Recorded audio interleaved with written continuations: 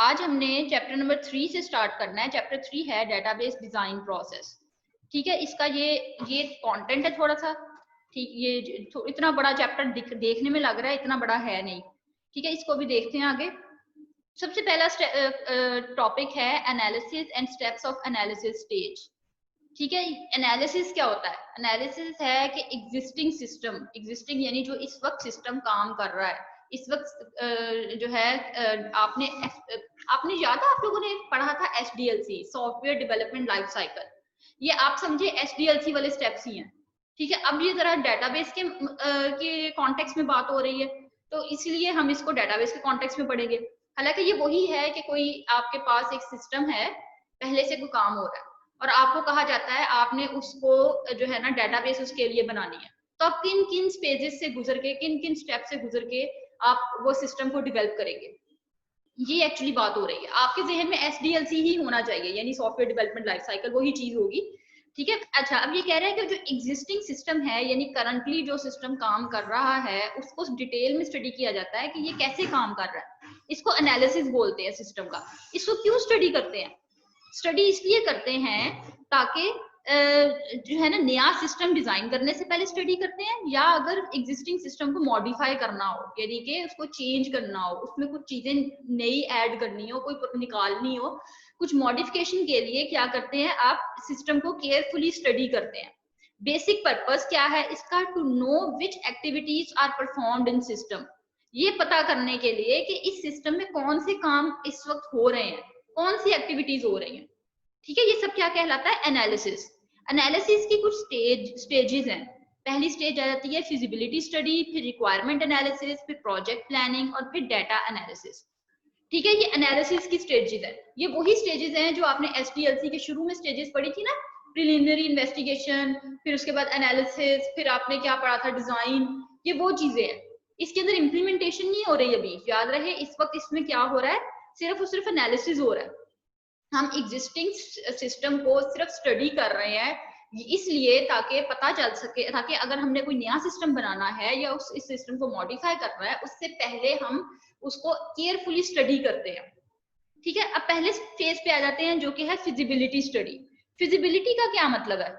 इसका मतलब है कि पॉसिबिलिटी, क्या क्या पॉसिबिलिटीज हो सकती हैं।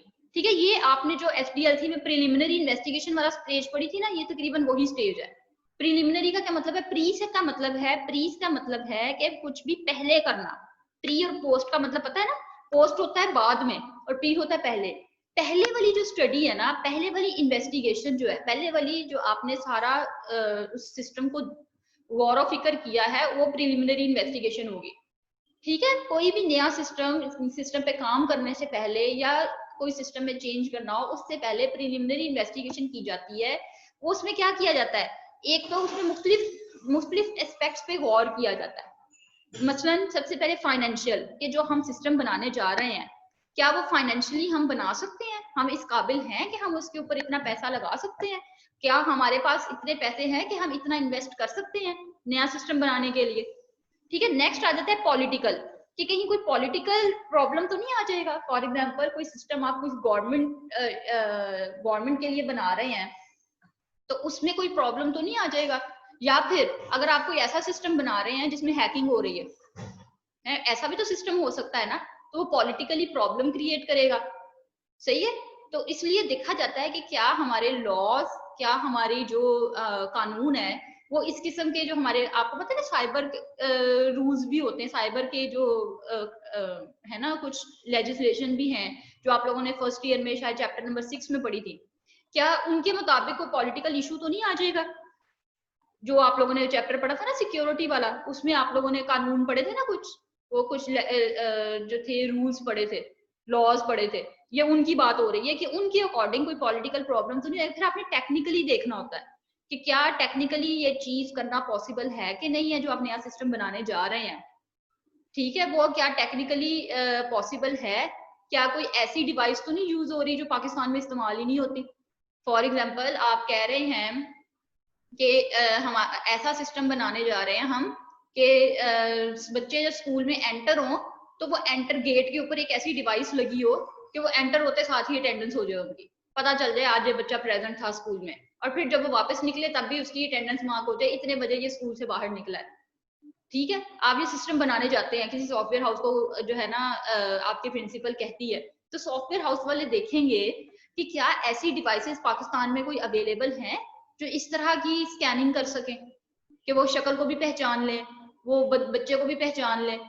ठीक है, तो ये क्या है, ये टेक्निकली देखा जाता है, इसका मतलब है। फिर आता है टाइम फ्रेम फिजिबिलिटी, कि क्या आप जो सिस्टम बनाने जा रहे हैं वो ऐसा है कि एक टाइम फ्रेम के अंदर वो सिस्टम बन जाए, डेवलप हो जाए, या मॉडिफाई करना चाह रहे हैं तो कितना टाइम उसके के लिए आपको दरकार है और कितना टाइम आपको दिया जा रहा है, ये सब कुछ कैसे करेंगे, टाइम फ्रेम फिजिबिलिटी में ये सब कुछ स्टडी करेंगे।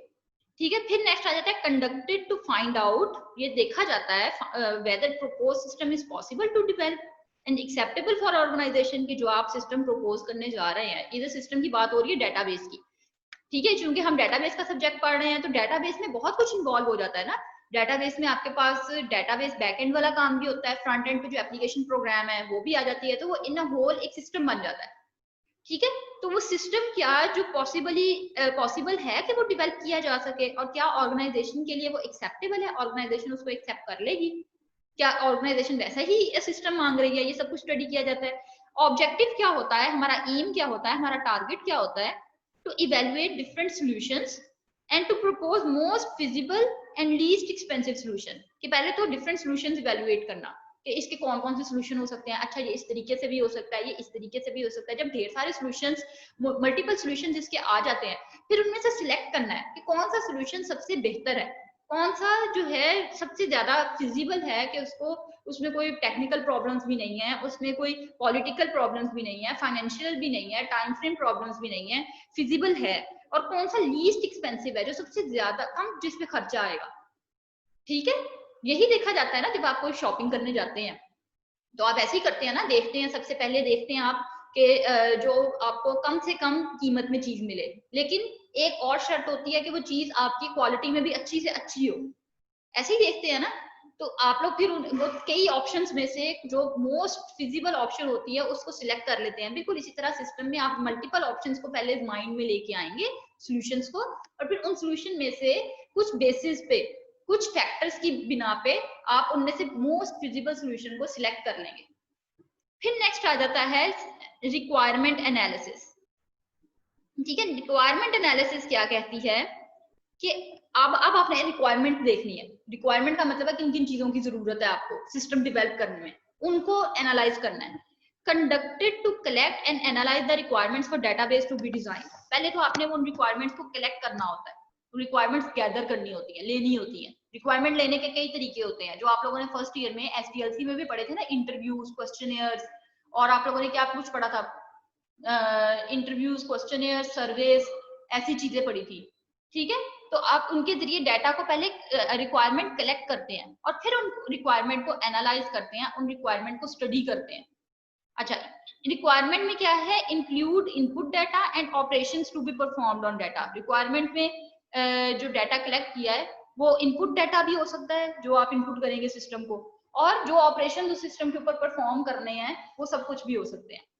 यूजर जो है वो डिस्क्राइब करती है अपने रिक्वायरमेंट्स को। फॉर एग्जांपल आपके प्रिंसिपल ने एक सिस्टम बनाना है, ठीक है, सिस्टम किसने बनाना है, प्रिंसिपल ने बनवाना है सॉफ्टवेयर हाउस वालों से। तो सॉफ्टवेयर हाउस वालों को वो डिस्क्राइब कौन करेगा, यूजर्स करेंगे जो सिस्टम को यूज करने वाले होंगे। फॉर एग्जाम्पल आपका क्लर्क स्टाफ वो डिफाइन करेगा कि हमारी क्या रिक्वायरमेंट्स हैं, हमें क्या कुछ चाहिए। अगर टीचर ने यूज करना है तो टीचर्स बताएंगे। अच्छा, collected requirements help in designing database. Database को डिजाइन करने में वो रिक्वायरमेंट्स बहुत हेल्प आउट करती हैं। ठीक है, ये दो फेजेस हो गए। अब तीसरा स्टेप आ जाता है प्रोजेक्ट प्लानिंग। अब आपने प्लान करना है कि प्रोजेक्ट को डिवेल्प कैसे करना है, प्रॉपर प्लानिंग करनी है एंड टाइम स्केड्यूल, और साथ में टाइम भी बनाना है कि हमने इतने टाइम में इस मॉड्यूल पे काम करना है, इतने टाइम में इस मॉड्यूल पे काम करना है, फिर हमने इन सारे मॉड्यूल्स को इतने टाइम में इंटीग्रेट करना है, यानी इकट्ठा करना है। ठीक है, फिर हमने टेस्टिंग पे इतना टाइम लगाना है, इम्प्लीमेंटेशन पे इतना टाइम लगाना है। ये सब कुछ टाइम स्केड्यूल डिवेल्प करना डिफरेंट एक्टिविटीज का, और प्रॉपर प्लानिंग करना कि ये काम हमने करना कैसे है, ये सब कुछ प्रोजेक्ट प्लानिंग में होता है। All cost factors are taken into consideration. Cost factors भी इसके अंदर प्लानिंग के अंदर आ जाते हैं। सारी देखना कि हमारा कितना खर्चा आएगा, हम जो टेक्निकल टीम हायर करेंगे, हम लोग जो डेवलपमेंट के लिए, जो इम्प्लीमेंटेशन के लिए, जो कोडिंग वगैरह करने के लिए जिन बंदों को हायर करेंगे, वो कितनी सैलरीज लेंगे, टीम मेंबर्स जितनी है, टेस्टिंग वाले कितनी सैलरीज लेंगे।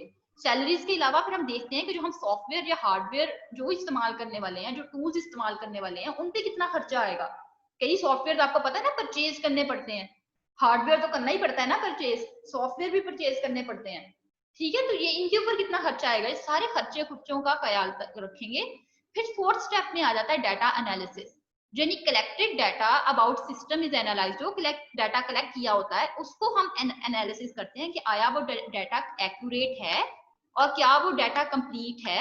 ऐसा तो नहीं है कि वो डाटा इनकम्प्लीट हमें मिला हो और उसमें कुछ प्रॉब्लम्स हो, एम्बिग्विटी हो। तो ये सारी चीजें कौन करता है, डाटा एनालिसिस में हम इंश्योर करते हैं कि डाटा बिल्कुल सही हो, करेक्ट हो, एक्यूरेट हो और पूरा हो, कंप्लीट हो। फिर उसके बेसिस पे कुछ एक्टिविटीज परफॉर्म की जाती हैं।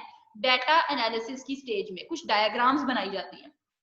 डायग्राम्स किस लिए, अपनी अंडरस्टैंडिंग के लिए, सारे सिस्टम को समझने के लिए, डाटा कहाँ से आ रहा है, कहाँ तक जाता है, कौन से डिपार्टमेंट को किस किस्म का डाटा चाहिए, ये सब कुछ ये जो तीन है ना, ये data flow diagram, decision tables और डिसीजन ट्रीज, इनके जरिए डाटा एनालिसिस किया जाता है। डाटा एनालिसिस डायग्राम्स है ये।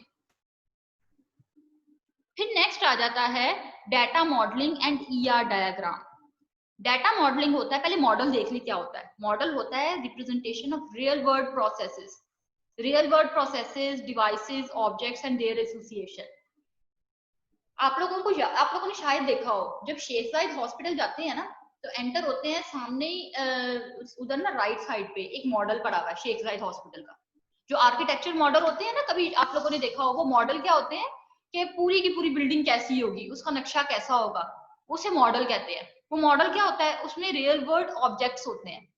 जैसे यहाँ पे कमरा होगा, यहाँ बेड पड़ा होगा, यहाँ पे सोफा रखेंगे, ये मॉडल तैयार कर लेते हैं ना, ताकि आपका अपना इमेज बन सके, आपका एक जो है ना माइंड में एक इमेज उसका क्रिएट करने के लिए।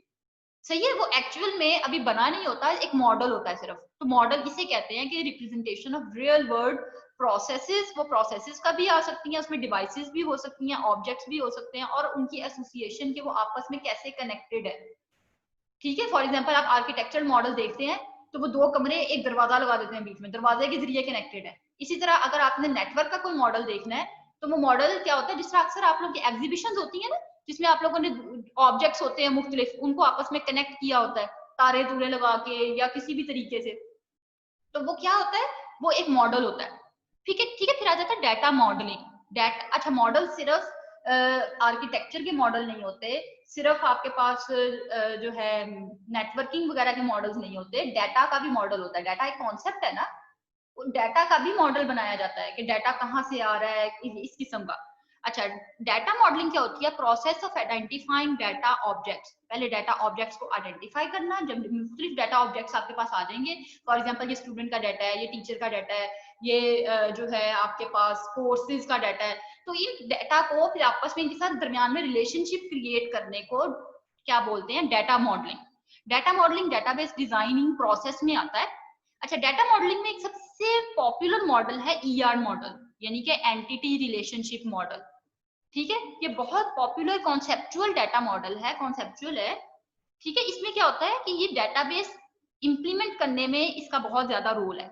इसके अंदर सारी एंटिटीज होती हैं, और एंटिटीज के अलावा उन एंटिटीज के एट्रीब्यूट्स होते हैं, और एंटिटीज के दरमियान में रिलेशनशिप शो किया जाता है। इसे ईआर मॉडल बोलते हैं। ठीक है, फिर नेक्स्ट स्लाइड पे आ जाते हैं ईआर मॉडल की। अब हम ईआर, ई का मतलब है एंटिटी, आर का मतलब है रिलेशनशिप, ईआर डायग्राम। ठीक है, इसको ईआर डायग्राम के जरिए ईआर मॉडल को रिप्रेजेंट किया जाता है या एक्सप्रेस किया जाता है ईआर डायग्राम्स के जरिए। अच्छा, ये क्या करता है, represent relationships of entities graphically. Graphically यानी कि डायग्राम्स के जरिए, डायग्राम्स के जरिए आप इनमें रिलेशनशिप्स को रिप्रेजेंट करते हैं। अच्छा, आप लोगों को याद है, आप लोगों ने जब पहले पढ़ा था फ्लो चार्ट, फ्लो चार्ट में क्या होता है, आप लोग एक डायग्राम के जरिए सब कुछ बता रहे होते हैं, सारा फ्लो प्रोग्राम का, कि अब ये इस स्टेज पे है, फिर इस स्टेज से एरो के जरिए बताते हैं अब ये इस स्टेज पे चला जाएगा, फिर ये इस स्टेज पे, उसके मुख्तलिफ सिंबल्स आप लोगों ने इस्तेमाल किए थे फ्लो चार्ट के। बिल्कुल इसी तरह ईआर डायग्राम के भी कुछ सिंबल्स हैं, आप उन सिंबल्स को ड्रॉ कर करके एक डायग्राम बनाते हैं, जो डायग्राम एंटिटीज, रिलेशनशिप और एट्रीब्यूट्स को शो कर रहा होता है। ठीक है, अब ये सिंबल्स देख लेते हैं ये क्या होते हैं। अच्छा, अब आप लोग देख लें, चलिए फ्लो चार्ट के साथ हम कर लेते हैं ना। फ्लो चार्ट में क्या करते थे, ये वाला जो रेक्टेंगल का सिंबल था ये इनपुट आउटपुट के लिए इस्तेमाल होता था। ये जो इलिप्स का सिंबल था ये किस लिए इस्तेमाल होता था, ये होता था एट्रीब्यूट्स के लिए। और जो डायमंड शेप थी ये किस लिए इस्तेमाल होता था, डिसीजन कंस्ट्रक्ट्स के लिए। ये अभी हमने किए नहीं थे लेकिन करेंगे। ठीक है, तो अब यहाँ पे ईआर डायग्राम में इनका मुख्तलिफ पर्पज है। याद रहे ईआर डायग्राम को फ्लो चार्ट के साथ मिक्स नहीं करना, ये सिर्फ आपको समझाने के लिए है कि फ्लो चार्ट जो है वो भी ग्राफिकली रिप्रेजेंटेशन होती है, ईआर डायग्राम डेटाबेस की ग्राफिकल रिप्रेजेंटेशन होती है। ठीक है, इसमें जो रेक्टेंगल बॉक्स होता है ना ये एंटिटी को शो करता है। एंटिटी क्या हो सकती है, एंटिटी कोई फिजिकल एग्जिस्टेंस हो सकती है, फॉर एग्जांपल कोई स्टूडेंट, टीचर। ठीक है, ये एंटिटीज हो सकती हैं। या फिर फिजिकल एग्जिस्टेंस में क्या आ सकता है, कोई कार, या फिर आप मतलब पेशेंट, अगर हॉस्पिटल का बना रहे हैं तो पेशेंट, ये फिजिकली एग्जिस्ट करते हैं। या एंटिटी कोई कॉन्सेप्चुअल एग्जिस्टेंस भी हो सकती है, कॉन्सेप्ट भी हो सकता है। ये चैप्टर नंबर 2 का मैं आपको बता रही हूँ, चैप्टर नंबर 2 में ये सब कुछ डिटेल में पढ़ा था हमने।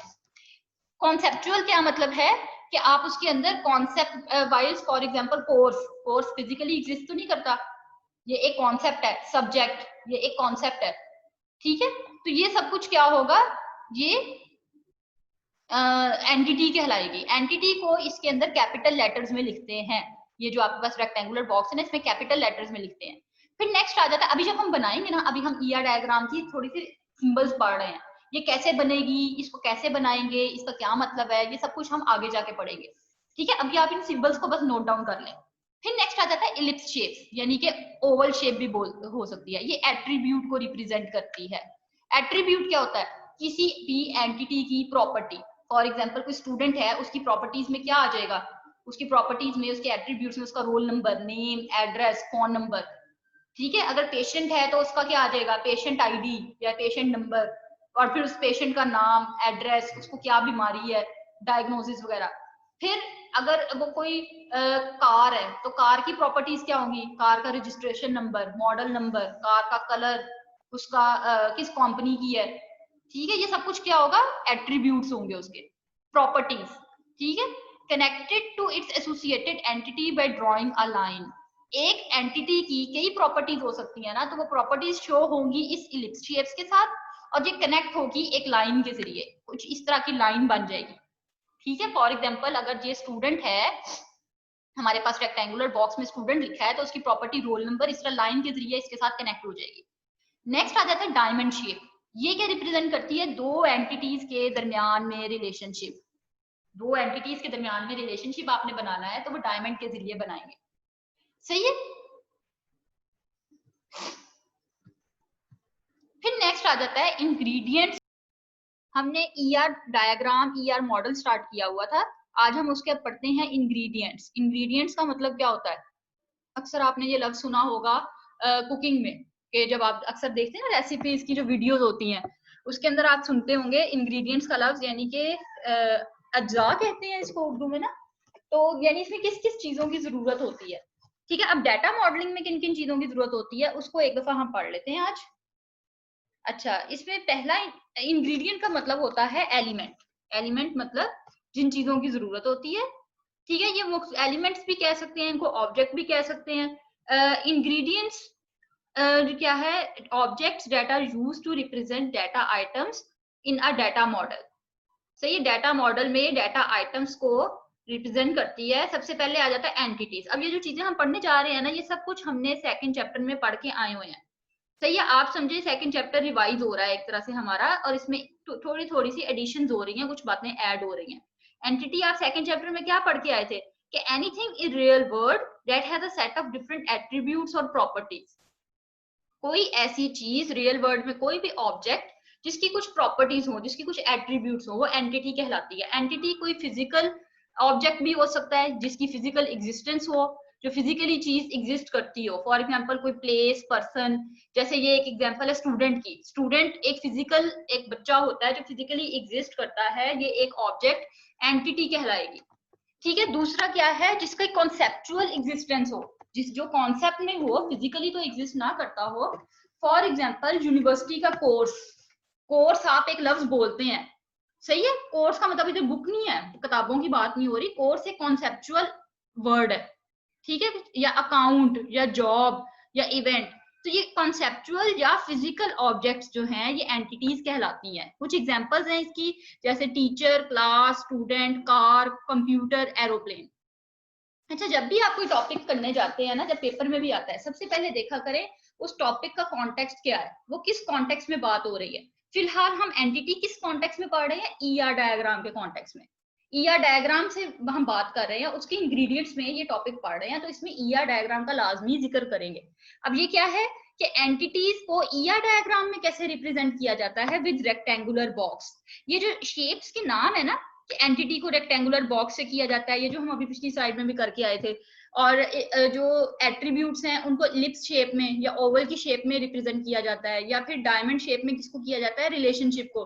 ये तीन चीजें एमसीक्यूज के लिए बहुत इंपॉर्टेंट है, एमसीक्यूज में अक्सर आ रही होती हैं। इवन आप बीएससी का जो फोर्थ ईयर का, आप फोर्थ ईयर में अगर आप 2 साल वाला जो बीएस है, या जब आप सीएस करते हो, जो 4 साल वाला जो कोर्स है, उसमें भी करो, अगर डेटाबेस पढ़ो तो ये बहुत इंपॉर्टेंट क्वेश्चंस हैं। उसमें भी अक्सर पूछे जाते हैं कि ईआर डायग्राम में एंटिटी को किससे रिप्रेजेंट करते हैं, एट्रीब्यूट को किससे करते हैं, और रिलेशन को किससे करते हैं। सही है, तो एंटिटी को किससे करते हैं, रेक्टेंगुलर बॉक्स से। ये आपके पास एग्जांपल है, स्टूडेंट या कंप्यूटर, ये दोनों एंटिटीज है। ये देखिए, इसको रेक्टेंगुलर शेप में रिप्रेजेंट किया गया है, कैपिटल लेटर्स के साथ इसको लिखा गया है। नेक्स्ट इंग्रेडिएंट आ जाता है एट्रीब्यूट्स। एट्रीब्यूट क्या होता है, एट्रीब्यूट है कैरेक्टरिस्टिक्स या फिर प्रॉपर्टीज ऑफ एंटिटी, किसी एंटिटी की फीचर्स, उसकी प्रॉपर्टीज जो उसको डिस्क्राइब करे, वो एट्रीब्यूट्स कहलाते हैं। ठीक है, हर एंटिटी के बहुत सारे एट्रीब्यूट्स हो सकते हैं। फॉर एग्जांपल, एक एंटिटी है स्टूडेंट, उसके एट्रीब्यूट्स में उसका roll number, name, height, address, colour, बहुत सारे एट्रीब्यूट्स हो सकते हैं। एट्रीब्यूट्स को अब अगर हमने ईआर डायग्राम में रिप्रेजेंट करना है तो कैसे करते हैं कि स्टूडेंट ये एंटिटी है, एट्रीब्यूट्स को ओवल शेप के साथ या इलिप्स शेप के साथ हम इसके अंदर एट्रीब्यूट्स लिखेंगे और उसको लाइंस के साथ कनेक्ट कर देंगे जिस एंटिटी का वो एट्रीब्यूट है, ठीक है, उसकी एंटिटी के साथ उसको कनेक्ट कर देंगे। ठीक है, ये हमारी एंटिटी बन गई।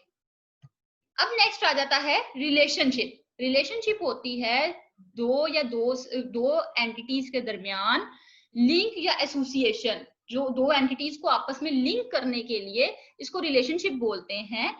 Indicates how entities are related to each other, ये बताता है कि एंटिटीज आपस में एक दूसरे के साथ कनेक्टेड कैसे हैं। फॉर एग्जाम्पल, अगर अच्छा, पहले ये जो नीचे एग्जाम्पल बनी हुई है ना डायग्राम, पहले इसको देख लेते हैं, फिर हम फर्दर एग्जाम्पल्स करेंगे। एक मैनेजर है एंटिटी, एक डिपार्टमेंट है। मैनेजर जो है वो डिपार्टमेंट को मैनेज करता है, इनके दरमियान रिलेशनशिप क्या बना, ये मैनेजर्स का। ये नोट करें, ये डायमंड साइन जो है, डायमंड शेप, ये रिलेशनशिप है, और रेक्टेंगुलर जो शेप्स हैं ये दोनों एंटिटीज हैं। ठीक है, इन दो एंटिटीज को आपस में कनेक्ट किसने किया हुआ है, इन दोनों का रिलेशनशिप या लिंक किसके साथ किया हुआ है, रिलेशनशिप डायमंड शेप के साथ। अब इस डिपार्टमेंट के कुछ अपने एट्रीब्यूट्स होंगे, आप चाहे तो यहाँ पे डिपार्टमेंट आईडी, दूसरा जो है एक और आप डाल सकते हैं यहाँ पे डिपार्टमेंट नेम, और या फिर डिपार्टमेंट लोकेशन, इसके एट्रीब्यूट्स जितने मर्जी यहाँ ऐड कर दें। इसी तरह मैनेजर नेम, मैनेजर का डेट ऑफ बर्थ, एड्रेस वगैरह, ये आप जितने एट्रीब्यूट्स इसके साथ अटैच कर सकते हैं। सही है, आपकी जो ईआर डायग्राम है इन्हीं तीन सिंबल्स के ऊपर चलेगी। एंटिटी किसके अंदर डालनी है, रेक्टेंगुलर बॉक्स में, इलिप्स शेप के अंदर एट्रीब्यूट, और डायमंड शेप के अंदर रिलेशनशिप। सही है। अच्छा, रिलेशनशिप इसके अलावा एग्जांपल एक है कि एक मदर और चाइल्ड का रिलेशनशिप भी हो सकता है। मदर और चाइल्ड का रिलेशनशिप क्या होगा, ठीक है, ये होगा एक माँ के कई बच्चे हो सकते हैं, लेकिन एक बच्चा सिर्फ एक माँ से बिलोंग करेगा।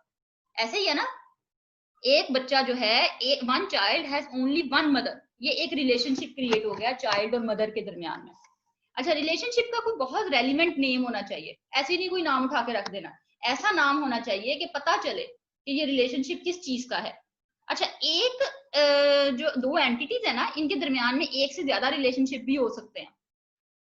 सही है, जरूरी नहीं कि एक ही रिलेशनशिप हो, एक से ज्यादा भी हो सकते हैं। अच्छा, ये नेक्स्ट, अब ये ईआर डायग्राम के हवाले से बात आ गई रिलेशनशिप की, कि ER indicated by diamond shape. Diamond shape से इसको रिप्रेजेंट किया जाता है या इंडिकेट किया जाता है, और इसके अंदर रिलेशनशिप का नाम लिखा जाता है। ये दो एंटिटीज के दरमियान में डाला जाता है और उनको लाइन से कनेक्ट कर दिया जाता है। सही है? हाँ जी। रिलेशनशिप में एक ये अगली स्लाइड है रिलेशनशिप की।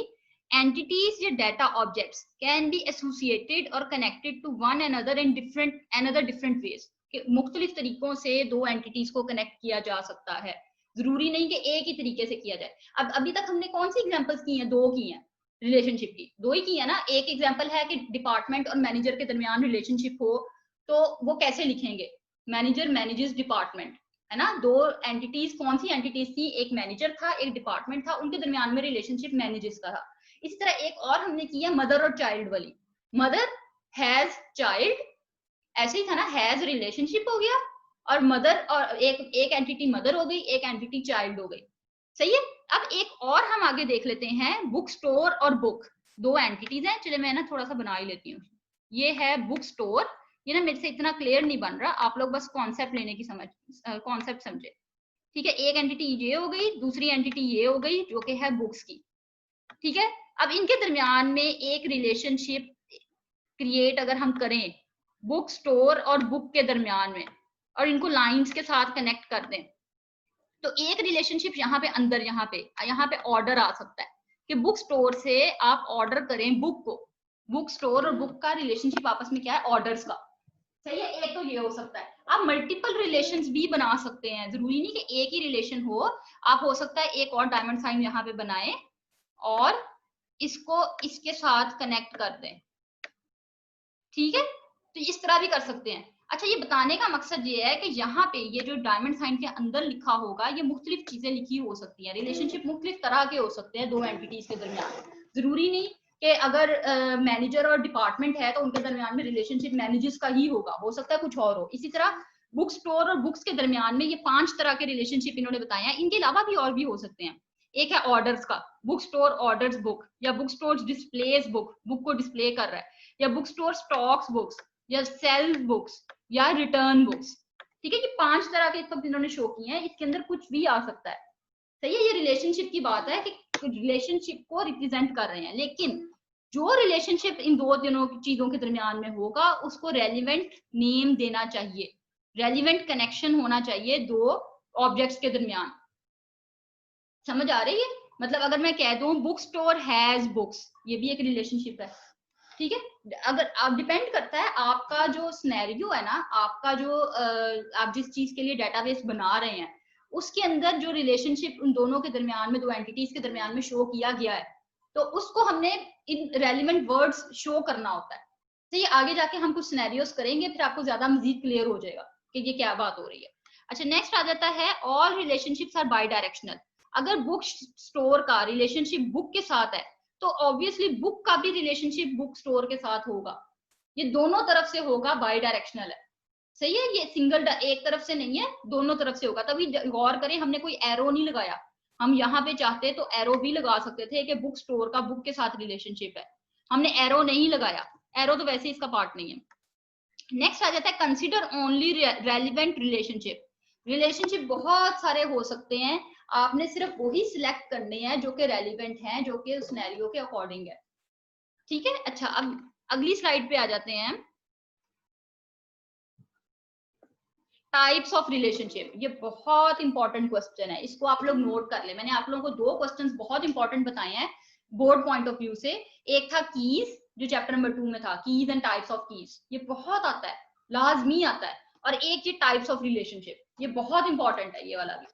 ठीक है, इसको भी आप इसको नोट डाउन भी कर लें, अपनी बुक के ऊपर लिख लें इसको इंपॉर्टेंट, और इसको गौर से समझ भी लें। सबसे पहली टाइप है रिलेशनशिप की 1 to 1 रिलेशनशिप। रिलेशनशिप आपको ये तो पता लग गया ना, दो एंटिटीज के दरमियान में होता है।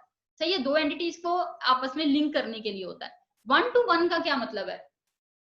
1 to 1 का मतलब है कि एक एंटिटी में जो इंस्टेंस है वो एक फर्स्ट एंटिटी में इंस्टेंस दूसरे एंटिटी के हर सिर्फ एक इंस्टेंस के साथ मैच करना चाहिए। फॉर एग्जाम्पल एक कंट्री है, फॉर एग्जाम्पल हम कह लेते हैं इसका कंट्री का एक इंस्टेंस। इंस्टेंस की समझ आ रही है क्या कह रही हूं मैं? इंस्टेंस मतलब रिकॉर्ड। हमने याद है आप लोगों ने बात की थी चैप्टर नंबर 1 में या शायद 2 में भी की थी कि बहुत सारे नाम्स होते हैं, नेम्स होते हैं। फॉर एग्जाम्पल कॉलम और रो होती है ना, table in a form of rose and column होता है। तो जो रो होती है उसको रिकॉर्ड भी बोलते हैं, उसको इंस्टेंस भी बोलते हैं, उसको टप्पल भी बोलते हैं। जो होती है फील्ड, उसको हम क्या बोलते हैं, कॉलम को फील्ड भी बोलते हैं, हम उसको एट्रीब्यूट भी बोलते हैं। ठीक है, इसी तरह अब यहाँ पे बात हो रही है कि अगर ये कंट्री एक टेबल है, आप इस एंटिटी को ना एक टेबल समझे। अगर ये टेबल है, इसके मल्टीपल रिकॉर्ड्स हैं, इसका एक रिकॉर्ड है पाकिस्तान फॉर एग्जांपल। पाकिस्तान के कितने कैपिटल होंगे? एक ही कैपिटल होगा ना। क्या है पाकिस्तान का कैपिटल? इस्लामाबाद। सही है। Country has a single capital, एक कैपिटल सिटी होगा एक कंट्री का। अच्छा, अब एक कैपिटल जो है उसके कितने कंट्री होंगे? क्या इस्लामाबाद जो है वो पाकिस्तान के अलावा किसी और कंट्री से बिलोंग कर रहा है? नहीं। मतलब इस एक कैपिटल का कंट्री भी एक ही होगा। ये देखिए ना, दोनों की तरफ एक एक 1 to 1 का रिलेशनशिप बन रहा है। सही है। ये 1 to 1 का रिलेशनशिप ये कहता है फॉर ईच इंस्टेंस, यानी एक रिकॉर्ड के हर रिकॉर्ड के लिए इन फर्स्ट पहली एंटिटी में जो हर रिकॉर्ड होगा उसका दूसरी एंटिटी में सिर्फ एक मैचिंग इंस्टेंस होना चाहिए, एक से ज्यादा नहीं होना चाहिए। अगर इधर इंडिया है तो इंडिया का एक ही कैपिटल होगा। सही है। अब नेक्स्ट आ जाते हैं, वो रिलेशनशिप है 1 to many relationship. 1 to many किस तरह से कहता है? कहता है कि अगर एक एंटिटी के हर इंस्टेंस का दूसरी एंटिटी में मल्टीपल रिकॉर्ड्स होने चाहिए। कैसे? फॉर एग्जांपल, ये आपने ना ये चीजें ये याद कर लेनी है। ठीक है, ये एक जैसे सेंटेंसेस हैं, इनमें थोड़ा थोड़ा सा डिफरेंस है। ये आप लोगों ने ये तीनों सारे रिलेशनशिप्स में ना आपने इसको याद कर लेना। फॉर एग्जांपल, एक डिपार्टमेंट में कई टीचर्स हो सकते हैं।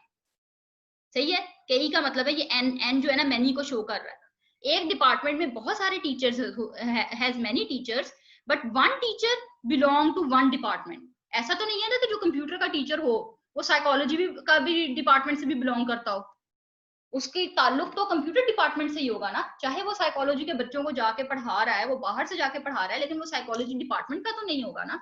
इसी तरह ये एक एग्जाम्पल है। इसी तरह एक एग्जाम्पल मदर चाइल्ड वाली, वही one mother has many childs, many का रिलेशनशिप हो गया, one mother had many childs. और फिर one child belong to one mother, एक चाइल्ड की सिर्फ एक ही माँ होगी ना, एक से ज्यादा तो नहीं ना हो सकती। तो क्या रिलेशनशिप क्या बन गया? एक तरफ वन है, दूसरी तरफ मैनी है, 1 to many का रिलेशनशिप बन गया। सही है। अच्छा, अब नेक्स्ट पे आ जाते हैं। अगला रिलेशनशिप है मैनी टू मैनी का रिलेशनशिप। इसमें है कि एक तरफ भी दोनों तरफ से जो है ना मैनी इंस्टेंसेस होने चाहिए, मैनी इंस्टेंसेस मैच करने चाहिए।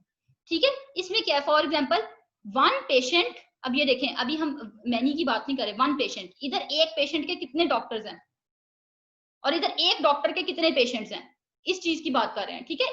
पहले इस साइड से शुरू करते हैं, from left to right. One patient is checked by many doctors.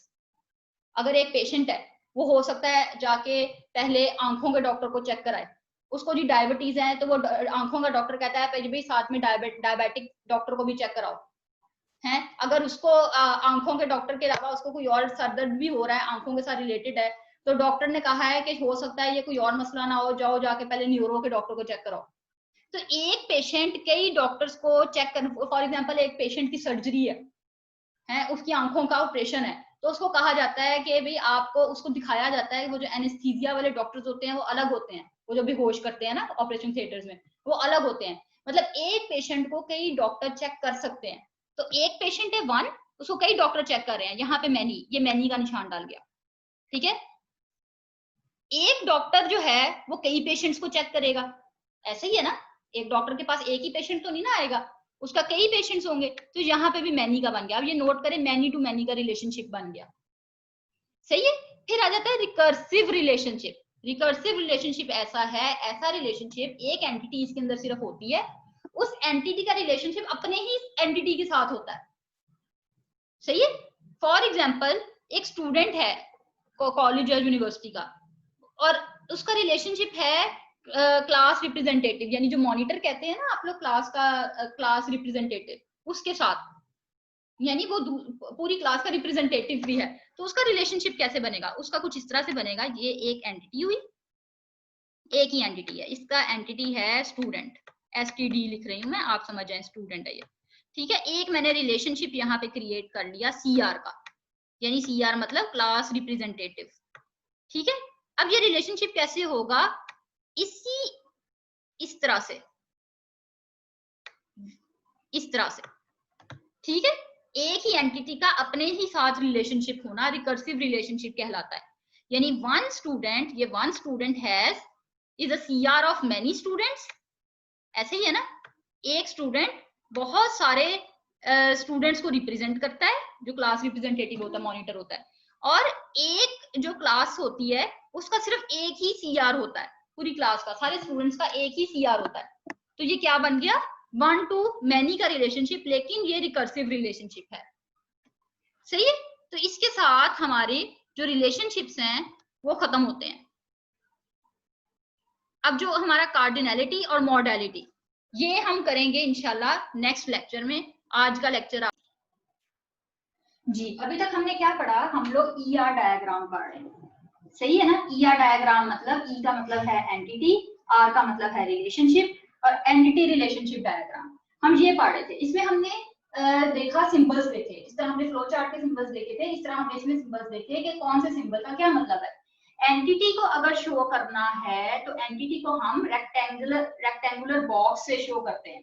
Entity का नाम इस बॉक्स के अंदर आता है। फॉर एग्जांपल अगर एंटिटी स्टूडेंट है तो इस तरह हम बॉक्स के अंदर स्टूडेंट लिखेंगे, ठीक है।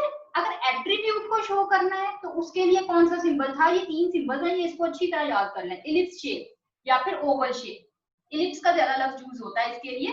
इलिप्स शेप के अंदर स्टूडेंट के जो है एंटिटी के एट्रीब्यूट्स शो होते हैं और लाइन के जरिए कनेक्ट होते हैं। फॉर एग्जांपल हम यहाँ से कर लेते हैं, अगर स्टूडेंट एक एट्रीब्यूट है तो सॉरी स्टूडेंट एक एंटिटी है तो स्टूडेंट के कौन कौन से एट्रीब्यूट्स होंगे। एक एट्रीब्यूट हो सकता है इसका रोल नंबर, इस तरह से आ जाएगा। एक एट्रीब्यूट हो सकता है इसका नेम, ये सर्कल ही बन गया, ये लिप्स है वैसे। और एक एट्रीब्यूट एड्रेस, और मुख्तलिफ एट्रीब्यूट्स जो रिक्वायर्ड हैं, ठीक है। एट्रीब्यूट्स बहुत सारे होते हैं, सारे एट्रीब्यूट्स नहीं ले लेने होते, वो ले लेने होते हैं जो कि रेलिवेंट हो, जो आपके सिस्टम के रेलिवेंट हो, जिनका डाटा आपको स्टोर करना हो, ठीक है। वैसे तो स्टूडेंट का एक एट्रीब्यूट उसका कलर भी है, उसका हाइट भी है, तो जरूरी नहीं कि हर सारे ही एट्रीब्यूट्स ले लें, सिर्फ रेलिवेंट एट्रीब्यूट्स या रेलिवेंट एंटिटीज को उठाते हैं। फिर नेक्स्ट आ जाता है जो है रिलेशनशिप। रिलेशनशिप दो एंटिटीज के दरमियान क्रिएट किया जाता है और लाइंस के जरिए कनेक्ट किया जाता है और उसका साइन होता है डायमंड शेप, सही है। ये अब तक की हमने अभी कहानी पढ़ी। अब हम आगे देखते हैं जिसमें हम देखेंगे कार्डिनैलिटी और मॉडैलिटी। ये दो कॉन्सेप्ट्स कर लेना आप, कार्डिनैलिटी और मॉडैलिटी ये क्या होते हैं। इसके बाद आप हम लोग ना कुछ एक एग्जांपल करेंगे या सिनेरियो उसको बोलते हैं, उसका ईआर डायग्राम बनाना सीखेंगे, ठीक है। कार्डिनैलिटी और मॉडैलिटी क्या होती है। कार्डिनैलिटी होती है, सबसे पहले कार्डिनैलिटी देख लेते हैं कि किसी भी एंटिटी में मैक्सिमम कितने नंबर ऑफ इंस्टेंसेस आने वाले हैं। कार्डिनैलिटी मैक्सिमम होती है, मॉडैलिटी का मतलब है मिनिमम नंबर ऑफ इंस्टेंसेस, सही है। मैक्सिमम नंबर ऑफ इंस्टेंसेस यानी कि इसमें एक इंस्टेंस आएगा या मेनी इंस्टेंसेस आएंगे, सही है। अच्छा, वन का अभी ये ना आपको एग्जांपल करेंगे तो ज्यादा अच्छी समझ आएगी, ठीक है। अभी आप सिर्फ इसको सुन लें, एग्जांपल में आपको जो है ना आपके क्वेश्चंस क्लियर होना शुरू हो जाएंगे। अगर कार्डिनैलिटी 1 है तो उसको इस तरह की लाइन डाल के शो करते हैं, इस लाइन के साथ शो करते हैं, ठीक है। ये इसका मतलब है कि सिंगल इंस्टेंस होगा एक एंटिटी का, सिंगल रिकॉर्ड होगा, सिंगल जो है ना अक्रेंस होगी। अगर मैनी का सिंबल यूज करना है, अगर कार्डिनैलिटी मैनी है तो ये आप लोगों को शो हो रहा होगा, ये यहाँ पे ये क्रो सिंबल, ये इस तरह का सिंबल मैनी के लिए इस्तेमाल किया जाता है। अच्छा, अब ये एग्जांपल जो है नीचे वाले ये देख ले, एक एंटिटी है डिपार्टमेंट, एक एंटिटी है टीचर, सही है। इनके दरमियान में हैज का रिलेशनशिप है, वन डिपार्टमेंट हैज टीचर। अच्छा, एक डिपार्टमेंट में कितने टीचर्स होंगे, one department has many teacher, तो ये टीचर के साथ मैनी का सिंबल लगा दिया, ये मैनी का सिंबल। अच्छा, एक टीचर कितने डिपार्टमेंट से बिलोंग करेगी, अगर कोई कंप्यूटर साइंस की टीचर है तो वो क्या कितने डिपार्टमेंट से बिलोंग करेगी, वो एक डिपार्टमेंट से बिलोंग करेगी, मैनी से नहीं करेगी, तो एक से करेगी, तो एक का सिंबल ये 1 है, ठीक है। ये 1 पे ये लाइन इधर लगा दी। इसका मतलब है कि एक टीचर, अभी मैनी की बात नहीं हो रही, अभी जैसे एक इंस्टेंस इधर, एक इधर इंस्टेंस है, इसकी कितने इंस्टेंसेस इधर मैच करेंगे, ये बात हो रही है। एक टीचर कितने डिपार्टमेंट्स होंगे इसके, एक ही डिपार्टमेंट होगा, लेकिन एक डिपार्टमेंट में कई टीचर्स होंगे, इसलिए इधर मैनी का सिंबल लग गया, सही है। ये थी बात कार्डिनैलिटी की। अभी जब हम एग्जांपल करेंगे ना उसमें कुछ और डिटेल में डाल देंगे, मुख्तलिफ और सिनेरियो बता देंगे ना। फिर नेक्स्ट आ जाता है मोडालिटी। मोडालिटी होती है कि मिनिमम नंबर ऑफ टाइम्स कोई भी इंस्टेंस अकर करे। याद रहे कार्डिनलिटी की मैक्सिमम नंबर ऑफ टाइम्स और मोडालिटी है minimum number of times. Minimum का मतलब है या तो मोडालिटी 0 होगी या 1 होगी। 0 का मतलब है या तो मोडालिटी जो है ऑप्शनल होगी यानी वो इंस्टेंस कोई भी ना हो, या मैंडेटरी होगी। मैंडेटरी यानी 1 यानी कम से कम एक इंस्टेंस होना चाहिए। चलिए इसे कम से कम की बात हो रही है, मिनिमम नंबर ऑफ इंस्टेंसेस की बात हो रही है। कम से कम या तो कोई भी ना हो या एक होना चाहिए। अगर कोई भी ना हो तो उसको 0 के सर्कल से शो किया जाता है, अगर एक हो तो उसको इस तरह एक ही लाइन डाली जाती है। ठीक है, ये देखिए 4 तरह की इन्होंने एग्जांपल दी हुई है। इसके अंदर अच्छा आप लोगों ने जो कार्डिनलिटी है ना वो बाहर की तरफ लगानी है। ठीक है, जैसे ये देखें, ये जो मैनी का साइन है ना ये कार्डिनलिटी है, मोडालिटी अंदर की तरफ है।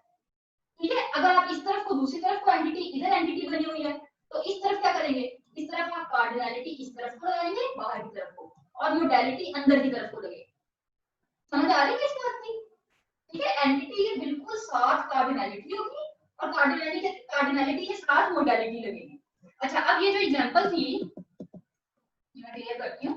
अब ये एग्जांपल थी, इसके अंदर देखें कार्डिनलिटी मैनी है, याद रहे कार्डिनलिटी या 1 हो सकती है या मैनी हो सकती है। मोडालिटी या 1 हो सकती है या ऑप्शनल हो सकती है या मैंडेटरी हो सकती है। ठीक है, अब यहाँ पे कार्डिनलिटी मैनी है लेकिन मोडालिटी 0 है। यहाँ पे ये इधर ये जो लेफ्ट साइड वाली कार्डिनलिटी है और राइट साइड वाली मोडालिटी है। ठीक है, 1 1 है दोनों। इधर लेफ्ट साइड वाली कार्डिनलिटी क्या है, मैनी, और राइट साइड वाला जो लाइन है ये मोडालिटी है 1 की। और इसी तरह ये कार्डिनलिटी है और इसके साथ ये दूसरा जो ये मोडालिटी है।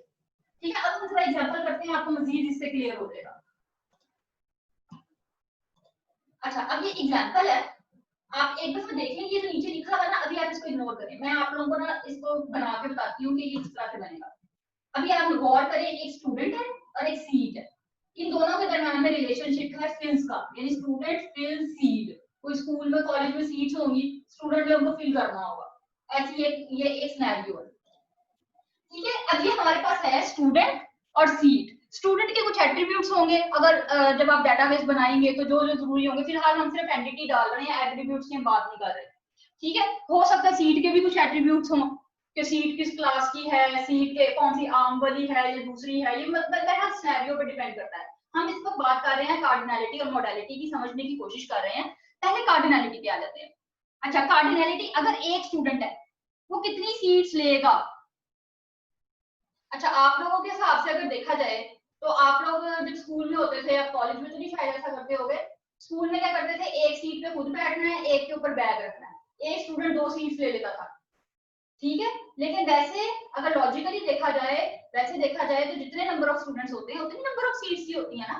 एक स्टूडेंट एक ही सीट लेता है, तो ये एक का निशान हमने डाल दिया, मैक्सिमम एक सीट ले सकता है, एक से ज्यादा नहीं ले सकता, तो ये हमने कार्डिनलिटी का 1 का साइन डाल दिया। अच्छा, अब हम इस साइड से देखेंगे, अभी हमने इस साइड से देखा है ना, अब हम दूसरी तरफ से देखेंगे, हमने इसको पूरा करना है। अच्छा, दूसरी साइड से एक सीट जो है वो कितने स्टूडेंट्स फिल कर सकते हैं। एक स्कूल में होते थे तो ऐसा होता था, एक सीट पे 2 बच्चे भी बैठ सकते थे। सही है, आप लोगों की जो कॉलेज की बस है उसमें भी ऐसा होता है, एक बस एक सीट, बस की एक सीट के ऊपर 2 बच्चे भी बिठा देते होते हैं। लेकिन वैसे अगर जो होना चाहिए, जो होता है, एक सीट सिर्फ मैक्सिमम 1 नंबर ऑफ स्टूडेंट उसके ऊपर बैठ सकता है, सिर्फ एक स्टूडेंट बैठना चाहिए। सही है, एक सीट जो है वो एक स्टूडेंट के लिए होती है। वो अलग बात है कि जब आपके पास कोई और ऑप्शन नहीं होता तो फिर आपने एडजस्ट करने के लिए इस तरह कर लेते होते हैं। तो बहरहाल एक सीट एक स्टूडेंट के लिए होगी मैक्सिमम, तो यहाँ पे कार्डिनलिटी 1 का साइन डाल गया एक स्टूडेंट के लिए।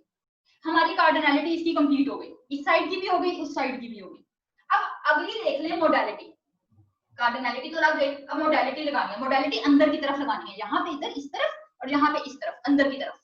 ठीक है, अच्छा, अब मोडालिटी क्या है, मोडालिटी है क्या स्टूडेंट के लिए सीट का होना जरूरी है, क्या ऐसा हो सकता है मिनिमम नंबर ऑफ सीट्स, क्या मतलब है, या तो एक कम से कम एक सीट हो या बिल्कुल भी ना हो। मैंडेटरी का मतलब होता है जरूरी, जरूरी है, या फिर नहीं भी हो तो कोई बात नहीं, स्टूडेंट के लिए सीट होना जरूरी है। बिल्कुल जरूरी है, बगैर सीट के वो बैठ के कैसे पढ़ सकता है। तो इसलिए ये मैंडेट उसका जो मैंडेटरी का साइन आ गया, ये मोडालिटी है। अभी याद रहे ये पहली ये वाली कार्डिनलिटी है, ये वाली मोडालिटी है, ठीक है। अब इस साइड से देखते हैं, उधर से शुरू करें। क्या एक सीट पे स्टूडेंट का होना जरूरी है? क्या ऐसा हो सकता है कोई सीट खाली रह जाए? अब ये डिपेंड करता है आपके सिनेरियो पे। सिनेरियो मतलब है कि यानी कि जो आपका एग्जांपल दी हुई है, ठीक है। आप चाहो तो ये फिक्स कर दो कि जितनी सीट कमरे में उतनी सीट्स होंगी जितने स्टूडेंट्स होंगे। तो फिर इस केस में क्या होगा कि एक सीट पे एक स्टूडेंट होना लाजमी है, सही है। जिस तरह फॉर एग्जांपल आप लोगों की जब वो होती हुई थी क्या एनुअल प्राइज डिस्ट्रीब्यूशन सेरेमनी, तो जितने बच्चे थे उतनी सीट्स उधर हॉल में रहने दी गई थी, और जो बच्चे चले गए थे यानी जो बच्चे एब्सेंट थे, जो बच्चे नहीं आए थे, मिसिंग थे, उनकी सीट निकाल दी गई थी ताकि number of seats number of student से ज्यादा ना हो जाए, सही है। लेकिन अगर हम क्लास की बात करें तो क्लास में कई दफा बच्चे एब्सेंट होते हैं, तो ऐसा तो नहीं होता ना कि उनकी सीट निकाल के बाहर रख दी जाती है, क्लास में खाली सीट्स भी पड़ी रहती हैं फिर। तो इसीलिए ये डिपेंड करता है आपकी एग्जाम्पल पे कि आप एग्जाम्पल कौन सी ले रहे हो, ठीक है, आप किस सीन के अंदर काम कर रहे हो। तो इस वक्त हम अगर चलो बात कर लेते हैं सिनेरियो उसका ऑडिटोरियम का या जो हॉल का, यानी प्राइज डिस्ट्रीब्यूशन सेरेमनी, अगर वो उस उधर सीट फिल करने की बात करें अगर, तो फिर उस केस में ये मैंडेटरी है कि एक सीट पे एक स्टूडेंट होना लाजमी है। तो फिर इस केस में यहाँ पे हमने ये वाला साइन डाल दिया, यानी मैंडेटरी का। अब ये जो है ये मोडालिटी है, ये स्टूडेंट एंटिटी के साथ वाली कार्डिनलिटी है, ठीक है। कि साइन सेम है लेकिन इनका मतलब डिफरेंट है, इसलिए इस चीज को आपने इसको कंफ्यूज नहीं करना, ठीक है। अब अगली अगली एग्जांपल है, अगली एग्जांपल देख लेते हैं। टीचर, मैं इधर ही बना लेती हूँ,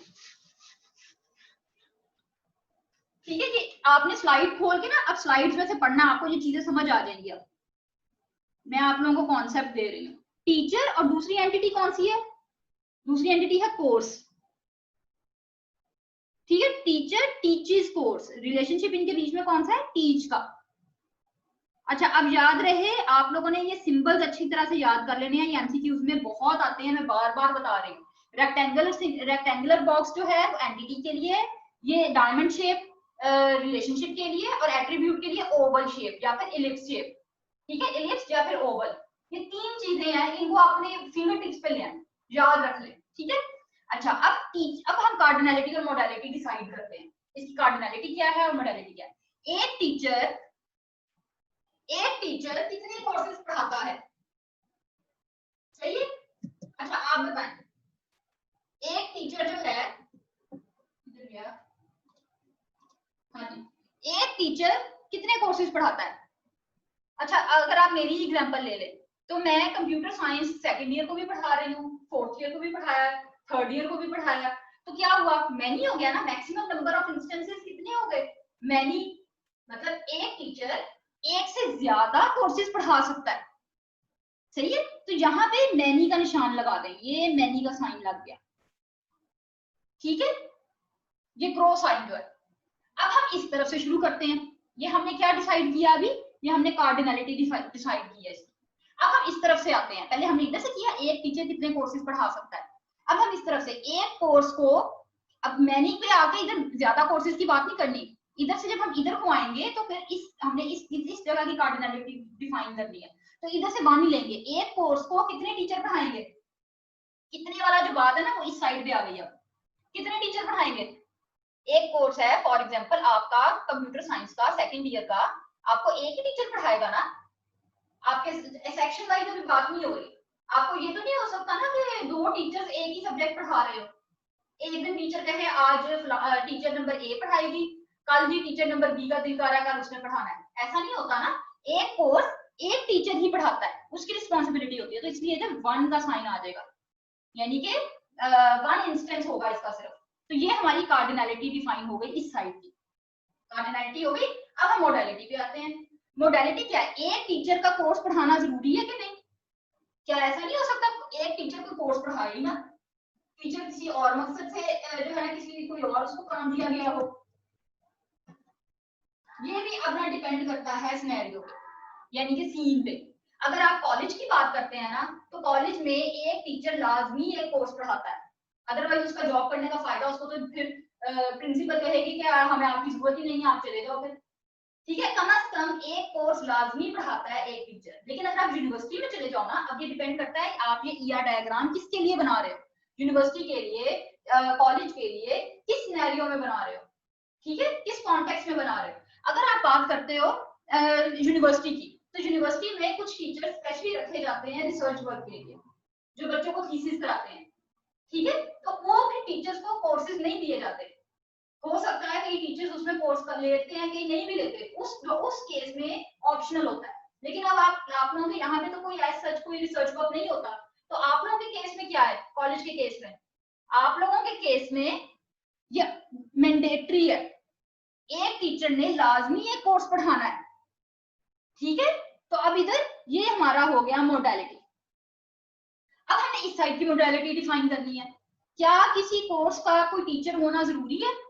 बिल्कुल जरूरी है। ये तो यूनिवर्सिटी में भी, कॉलेज में भी, आप किसी भी जगह चले जाएं, ऐसा हो सकता है कोई कोर्स डिफाइन कर दिया गया, अगर आपको कह दिया जाए प्रिंसिपल कि हमारे कॉलेज में सिविक्स पढ़ाया जा रहा है, लेकिन उसका कोई टीचर मौजूद नहीं है, बच्चों ने खुद ही पढ़ना है, तो बच्चे आए क्यों कॉलेज में फिर?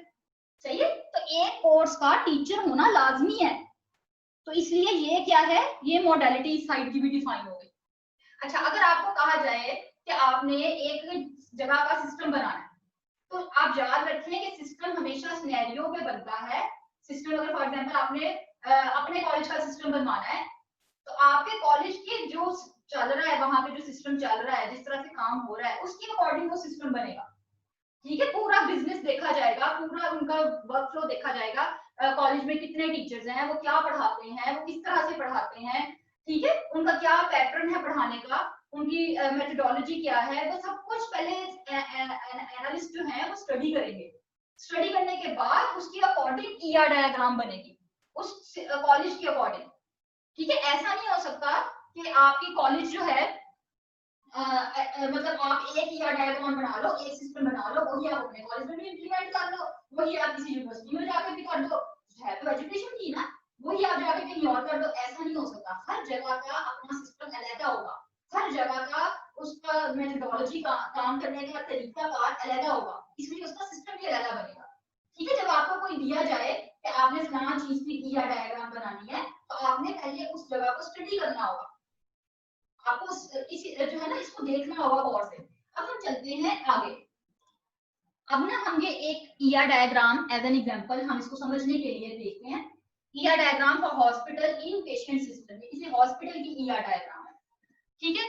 अब ये गौर करें, ये सारा ये जो आपके पास दिया है ना, ये 2 पैराग्राफ्स, ठीक है, ये है सिनेरियो, इसके अंदर पूरे हॉस्पिटल का सिस्टम डिफाइन किया गया है कि हॉस्पिटल में काम इस तरह से होता है, सही है। अच्छा, अब ना आप लोग तो सेकंड ईयर में हो, अभी आप लोग अभी आईसीएस कर रहे हो, आप लोग की डेटाबेस उतनी डिटेल में नहीं पढ़ाई जा रही, तो आप लोगों का क्या आएगा क्वेश्चंस, आपको बहुत आसान आसान से सीधे सीधे क्वेश्चंस आते होंगे, अब तक जो मैंने बोर्ड में देखे हैं, जैसे डिफाइन की एंड टाइप्स ऑफ कीज, या फिर रिलेशनशिप क्या होता है और रिलेशनशिप की टाइप्स डिफाइन करें, इस किस्म की बातें आ जाती हैं। आप लोगों को ये नहीं कहा जाता कि आप लोग ये सिनेरियो दिया हुआ है, इसके ऊपर ना ईआर डायग्राम बनाएं। लेकिन अगर आप बीएस में जाते हैं, आप सीएस करते हैं, या कोई आप सॉफ्टवेयर कोई भी कंप्यूटर से रिलेटेड कोई कुछ आगे जो इंटर के बाद ग्रेजुएशन में आप जो भी पढ़ते हैं, जैसे फॉर एग्जांपल जो पंजाब यूनिवर्सिटी वाले बीएससी करवा रहे हैं, तो आपके कॉलेज में भी हो रही है, उसमें क्या होता है कि उसमें ना एक इस तरह एक सिनेरियो दे दिया जाता है। सिनेरियो का मतलब है इस तरह एक वर्ड्स में ना पैराग्राफ दे दिया जाता है और कहा जाता है इसकी ईआर डायग्राम बनाओ। चलिए, शुक्र करें आप लोगों को इस किस्म का काम फिलहाल के लिए नहीं है, लेकिन अगर आप लोगों को अभी समझ लें बेहतर है। अगर आप में से किसी का इरादा है आगे कंप्यूटर पढ़ने का, तो वो फिर वहां पे आपके लिए बहुत काम आएगा। ये बेसिक्स अगर आपकी आज के लिए हो गई, तो उस वक्त आप इसको इजीली बना सकते हो। अच्छा, हम इसको पढ़ने की कोशिश करते हैं, इसको समझने की कोशिश करते हैं। सबसे पहले आपने किसी भी ये इस तरह का सिनेरियो दे दिया जाए, उसमें से आपने आइडेंटिफाई करना होता है कि इसमें एंटिटीज कौन कौन सी है और इसमें रिलेशनशिप कौन से हैं, ठीक है। आपकी ईआर डायग्राम खुद ही बन जाएगी। अच्छा, एंटिटीज क्या है, आप कैसे डिफाइन करेंगे, ये देखें। सबसे पहले a hospital may have many wards, इसका मतलब है कि हॉस्पिटल की आप ईआर डायग्राम बना रहे हैं, उसमें वार्ड्स हैं। वार्ड एक एंटिटी है, ठीक है, जो एंटिटी है मैं उसको फिलहाल ना इस तरह कर देती हूँ। वार्ड एक एंटिटी इन्होंने डिफाइन कर दी। मैनी का क्या मतलब है? मैनी का मतलब है कि उस वार्ड की इन्होंने कार्डिनैलिटी भी डिफाइन कर दी है। गौर करें इन्होंने कार्डिनैलिटी भी साथ ही दे दी है। ये इसमें ना बातों के अंदर से चीजें ये सारी ना पॉइंट्स निकालने होंगे आपको। अभी फिलहाल आप जो है ना इसको समझने की कोशिश करें। फिर नेक्स्ट आ जाता है each word is assigned a unique code.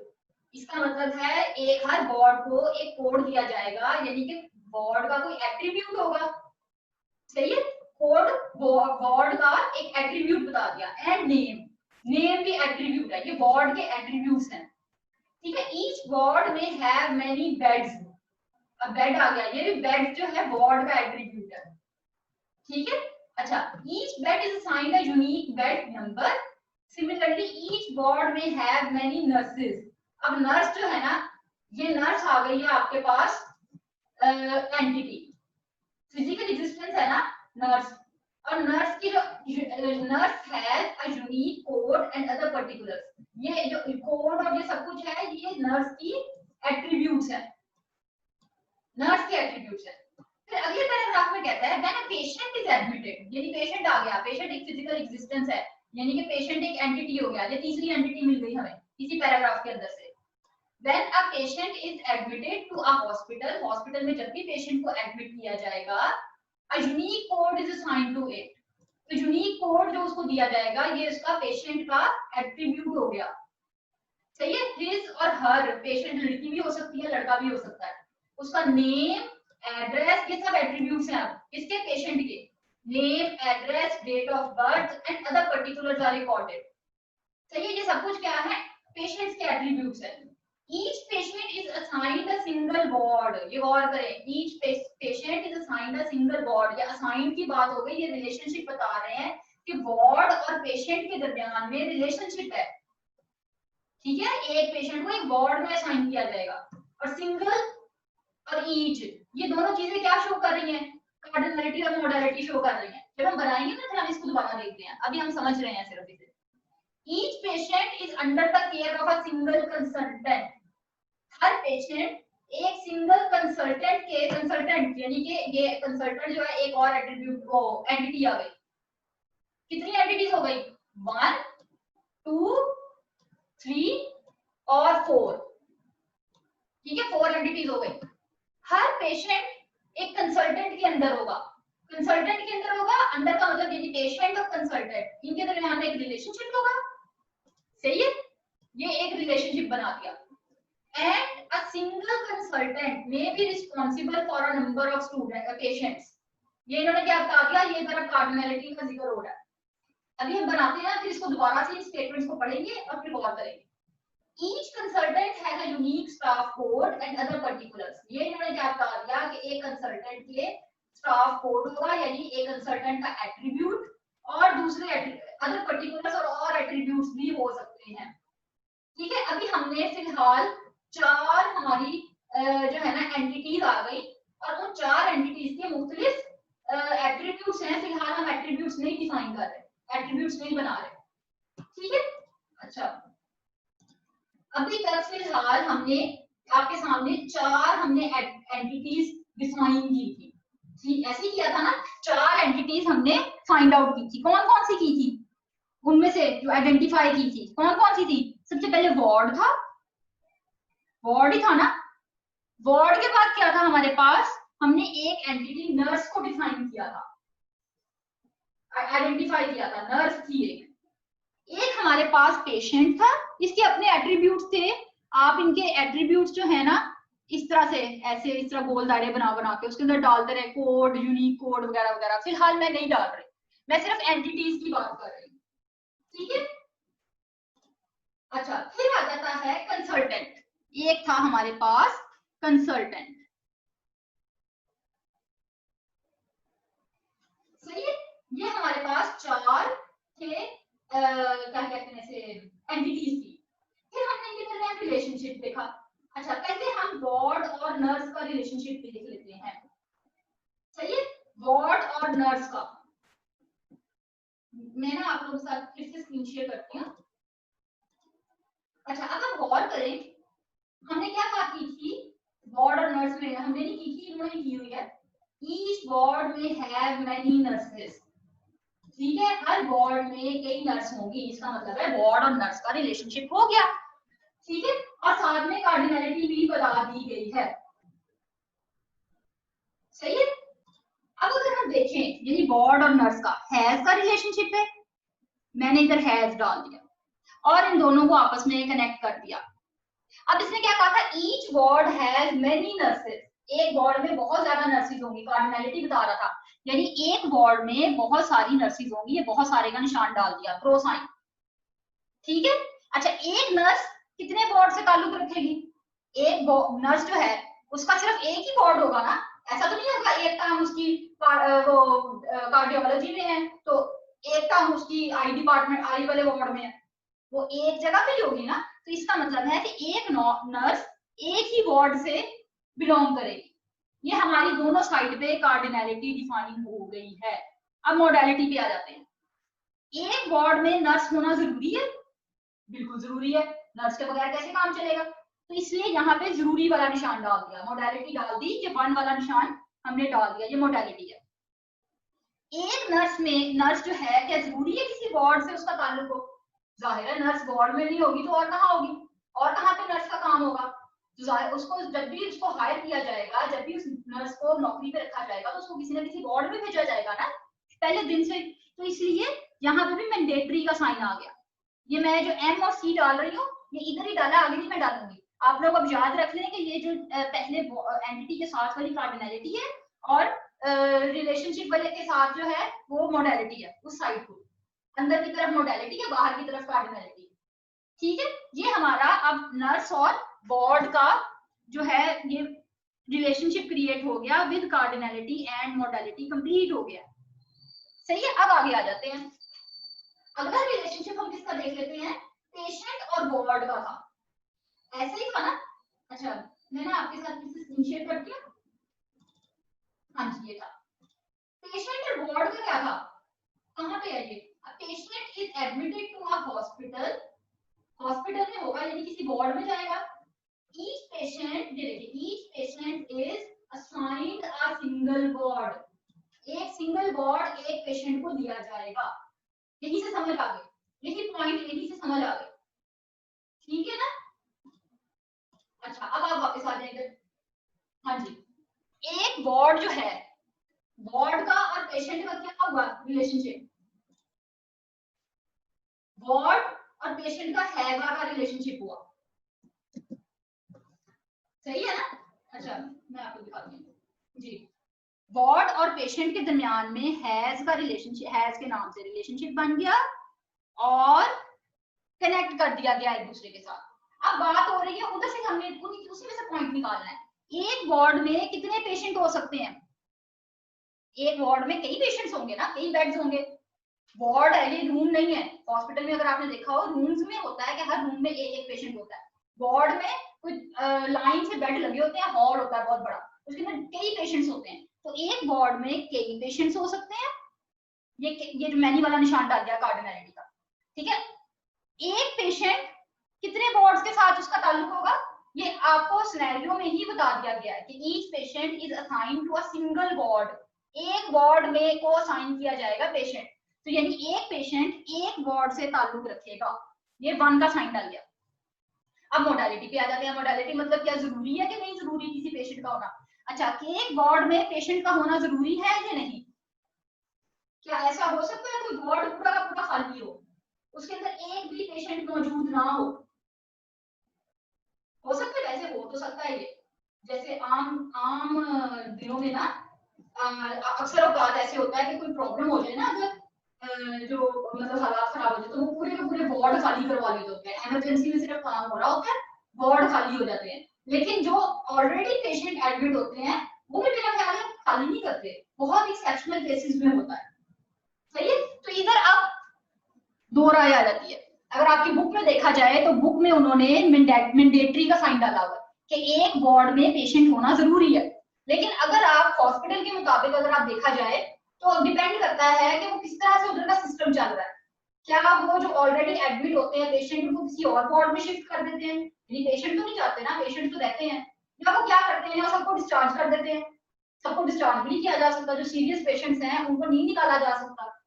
बहरहाल ये डिपेंड करता है आपके जो काम हो रहा है जिस जगह पे, हॉस्पिटल, किस हॉस्पिटल के लिए आप ये डायग्राम बना रहे हैं, उस हॉस्पिटल में किस तरह से वर्किंग हो रही है, पूरा सिस्टम समझना पड़ता है। इसलिए कहते हैं सिस्टम डिवेलप करना इतना मुश्किल नहीं है, इम्प्लीमेंट करना इतना मुश्किल नहीं है, उसको कोड करना मुश्किल नहीं है, जितना उसको डिजाइन करना मुश्किल है। अगर उसका डिजाइन सही तैयार हुआ हो तो फिर उसको इम्प्लीमेंट किसी भी लैंग्वेज में किसी भी तरह से किया जा सकता है। असल काम होता है डिजाइनिंग का। अच्छा, एक पेशेंट, क्या जरूरी है कि किसी वार्ड से उसका ताल्लुक हो? जाहिर है वार्ड से ताल्लुक होगा। अगर वो दिल का पेशेंट है तो उसको दिल वाले वार्ड में भेजेंगे, ऐसा तो नहीं ना कि उसको हॉस्पिटल के बाहर निकाल के बिठा देंगे। वैसे अक्सर हमारे, अल्लाह माफ करे, गवर्नमेंट हॉस्पिटल का हालात काफी बुरे ही हैं। गवर्नमेंट हॉस्पिटल में जो है ना पेशेंट्स बाहर ही निकाले होते हैं वार्ड से, लेकिन बहरहाल उनको एंटर तो कर लेते हैं ना, उनकी रजिस्ट्री तो कर लेते हैं ना, रजिस्ट्रेशन तो कर लेते हैं ना अपने पास कि फलाना पेशेंट हमारे पास आया था। ऐसा तो नहीं ना कहते हमें चेक ही नहीं करना। तो खैर, इधर बात इस वक्त हमारी हो रही है, हम रिकॉर्ड रख रहे हैं, ठीक है। तो पेशेंट जो है वो किसी ना किसी वार्ड से उसका ताल्लुक होगा, पेशेंट का रिकॉर्ड किया जाएगा कि ये आंख के वार्ड से इसका ताल्लुक है, ये कार्डियोलॉजी वाला दिल का पेशेंट है, ये न्यूरो यानी कि दिमाग वाला पेशेंट है, ठीक है। तो वो फिर उस वार्ड के डॉक्टर्स उसको चेक करेंगे। चलिए, तो एक पेशेंट लाजमी किसी ना किसी वार्ड के साथ कनेक्टेड होगा। फिर अगला रिलेशनशिप आ जाता है कंसल्टेंट का। कंसल्टेंट क्या कहता है? कंसल्टेंट कह रहा है, ये मैं आपके साथ ना स्क्रीन पे से शेयर करती हूँ, ठीक है। ये था हमारे पास, ये है कि ये कहाँ पे था, ये each patient is under the care of a single consultant, एक कंसल्टेंट के अंडर पेशेंट होगा, ठीक है। And single consultant may be responsible for many patients, एक कंसल्टेंट के पास कई पेशेंट्स हो सकते हैं। कंसल्टेंट भी ना एक्चुअली डॉक्टर ही होता है, सही है, ठीक है। अब ना मैं आपको इसकी जो है ना इसका बना के देखते हैं। कंसल्टेंट और पेशेंट के दरमियान में कोई रिलेशनशिप होगा, यानी डायमंड साइन डाल दें, patient is under care of, relationship क्या है, अंडर केयर ऑफ, इसका रिलेशनशिप है, पेशेंट को भी इससे जोड़ दें, कंसल्टेंट को भी जोड़ दें। अब आपको आपके सिनेरियो में उन्हीं स्टेटमेंट्स में बता दिया गया है कि एक पेशेंट का एक ही कंसल्टेंट होगा और एक कंसल्टेंट के कई पेशेंट्स हो सकते हैं। अच्छा, कंसल्टेंट ना एक होता है बच्चे, एक मिनट, ठीक है। एक पेशेंट, ये हमने कार्डिनलिटी दोनों की डिफाइन कर ली, एक पेशेंट का एक ही कंसल्टेंट होगा और एक कंसल्टेंट कई पेशेंट्स को की टेक केयर करेगा। कंसल्टेंट एक डॉक्टर होता है, वो डॉक्टर पे डिसाइड करता है कि अच्छा इसको दिल का बीमारी है, चलो इसको दिल के डॉक्टर को चेक करा दो। कई दफा होता है डायबिटिक पेशेंट्स होते हैं, तो उनके फिर कई जगहों में एक पेशेंट को कई बीमारियां होती हैं, लेकिन उनका डॉक्टर एक ही होता है, वो डॉक्टर फिर दूसरे डॉक्टर से कंसल्ट करता है कि भाई इसको आके चेक कर लो।